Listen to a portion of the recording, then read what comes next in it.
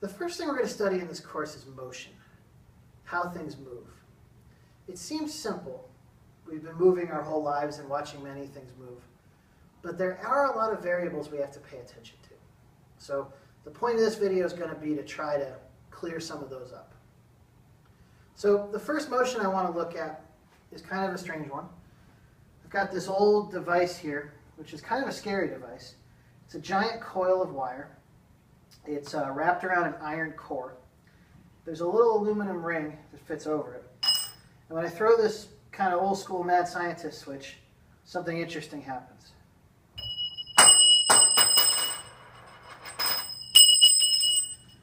So clearly that thing moved. And its motion was kind of complex. And to understand it, we're going to have to do a lot of research in the type of forces that this thing could cause and why things fly through the air and how they fly through the air. But if we just want to talk about the motion of that ring, we can do that pretty simply using the math you probably already know. We just have to make sure we define our variables very clearly. The first thing I'm interested in is where was the ring? Was the ring here where it started? Was it here? Was it here? Was it here? Was it here? We could say that each location, as the ring went up, had its own position. Position just describes where you are. And it's the first important variable for us to study. We label position typically as X or Y, like you would in a math class. If something's moving left and right, we usually call its position X. If something's moving up and down, we usually call its position Y. Some books just use D for distance. Where is it? But understanding where the object was at every point in time is the first variable for us to understand. And the key thing is, it's actually not constant. As this thing moves, it's clearly changing where it is. So it's interesting sometimes to make a graph of position, where you are, versus time. When is it? And we expect this graph to have curves and things in it because where it is changing as time's passing. It's worth looking at this graph closely. Notice I have an X here and I have a T here. The first graph I did was like the one you're used to from math class. This one doesn't show time at all. It shows how far up and down you are, how far left and right you are. If we want to know when it is, we have to get rid of one of these axes and replace it with time. And that means we can only look, at least at first, at motion up and down or motion left and right, one at a time. So that's why X is where Y usually is. We're going to use these graphs in a little while to describe some back and forth motion.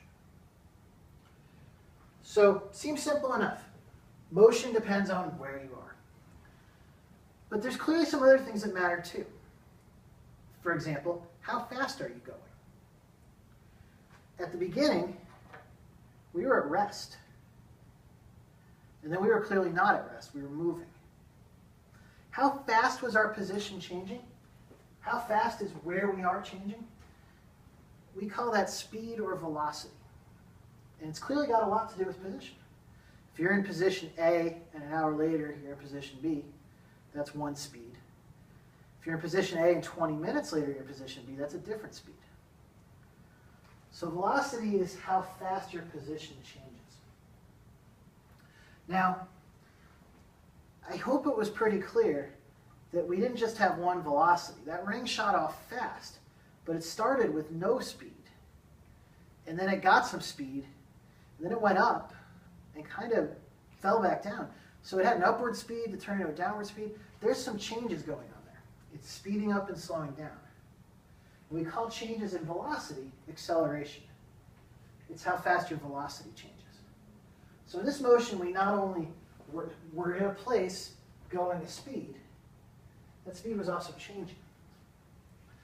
And then there was one other thing we had to consider too, which is what's causing all this.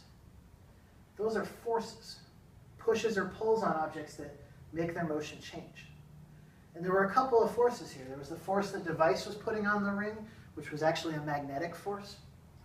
But then, just like anything else, once it was flying, it was affected by another force, gravity. So that's going to have an impact on how these things move. Bottom line is, you want to study something even as simple as that up and down motion. You have to make sure you understand each of these and you don't confuse them.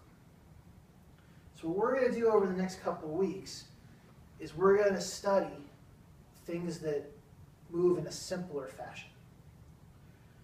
We're going to start with things that move at a constant velocity. And we're going to see how their position and velocity change over time. We're then going to look at things that we're pulling on, a force is a push or a pull. We call this constant acceleration. We're going to see how their position and velocity and acceleration change over time. So after we investigate those two motions, which we're going to do pretty thoroughly, we'll come back to this board and we'll look at how position, velocity, acceleration change over time for